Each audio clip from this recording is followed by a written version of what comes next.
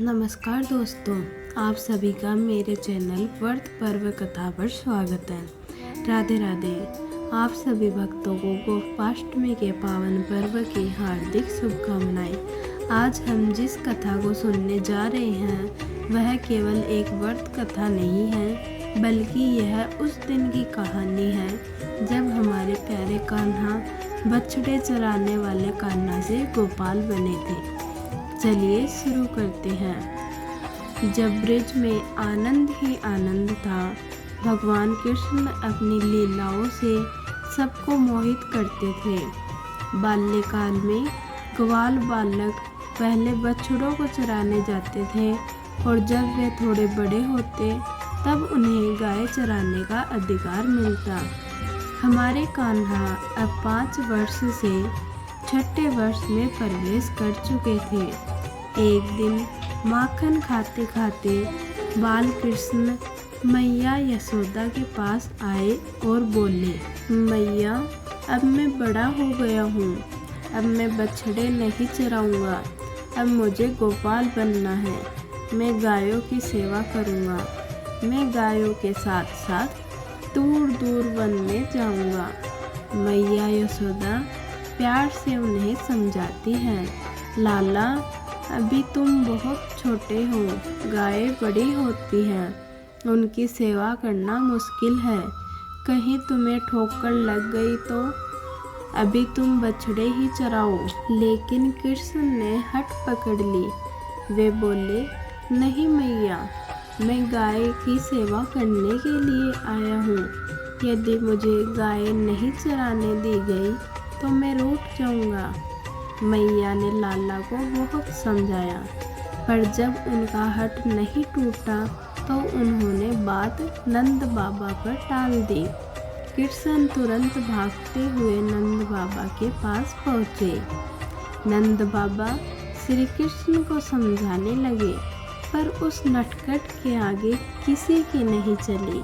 अंत में नंद बाबा ने कहा, ठीक है लाला, तुम पंडित जी को बुला लाओ, वे गोचारण के लिए शुभ मुहूर्त देखकर बता देंगे। शुभ मुहूर्त में ही बड़े काम शुरू करने चाहिए। बाल कृष्ण भागते हुए गए और पंडित जी को बुला लाए।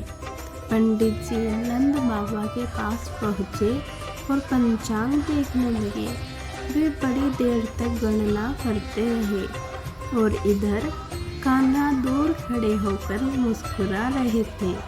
पंडित जी उलझन में थे, क्योंकि गोचारण कोई छोटा काम नहीं, ये पूरे ब्रज के सौभाग्य की बात थी।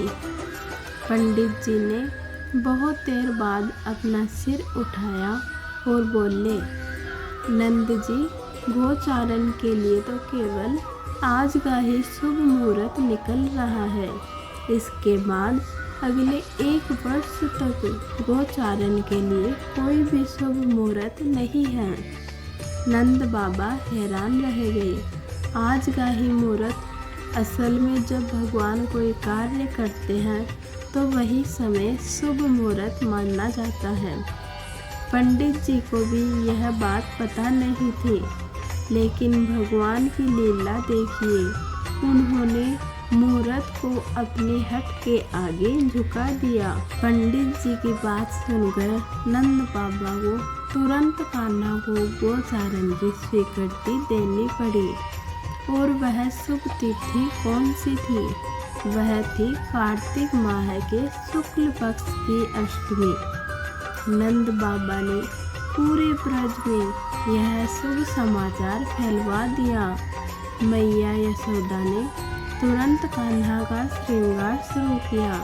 उन्हें सुंदर वस्त्र पहनाए, मोर मुकुट लगाया, उनकी कमर में गोचारण की रस्सी बांधी, कान्हा की बांसुरी को सजाया।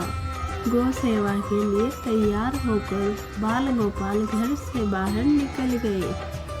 आगे आगे गायों की टोली चल रही थी। उनके पीछे गायों की घंटियों की मधुर ध्वनि आ रही थी। गायों के पीछे उनके प्यारे कान्हा बांसुरी बजाते हुए चल रहे थे और उनके पीछे थे बलराम, और सभी ग्वाल बाल जो कृष्ण के यश का गान गा रहे थे। जिस दिन से भगवान श्री कृष्ण ने गोचारण आरंभ किया, उसी दिन से इस तिथि को गोपाष्टमी के नाम से जाना जाने लगा। तो अगर आपको मेरी यह कथा पसंद आई तो इसे लाइक, शेयर एंड सब्सक्राइब करना ना भूलें। धन्यवाद।